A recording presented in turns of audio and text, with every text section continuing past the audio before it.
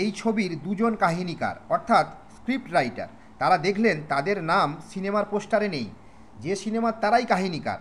তখন দুজন মিলে মুম্বাই শহরের বিভিন্ন জায়গায় ওই সিনেমার যত পোস্টার ছিল সব পোস্টারগুলোয় কালি লেপে দেন। কাহিনীকার দুজনের নাম কি এবং পোস্টারে কালি দেওয়া সিনেমার নাম কি? সিনেমার লেখকদ্বয় সেলিম জাভেদ, সিনেমার নাম জঞ্জির।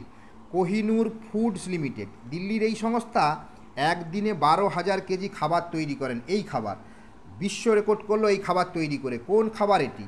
বিরিয়ানি। কোন দেশের 15 বছরের ফ্ল্যাগ ছিল সাদা রঙের? ফ্রান্সের। মুম্বাইয়ের কোন হোটেলে বা বারে প্রথম লাইসেন্স দেওয়া হয়েছিল? তাজ হোটেল। Licence number 1। বলা হয় পৃথিবীর সব থেকে বড় গোঁফ এই ব্যক্তিটির, যার নাম রাম সিং চৌহান, যার গোঁফের মাপ শুনলে আপনি অবশ্যই চমকে উঠবেন। তার গোঁফের মাপ হলো 14 ফিট। কাজাখস্তান দেশের কালাচি গ্রাম, এই গ্রামের মানুষদের এক বিচিত্র রোগ ঘরে ঘরে। কী রোগ? স্লিপ সিনড্রোম বা ঘুমের রোগ।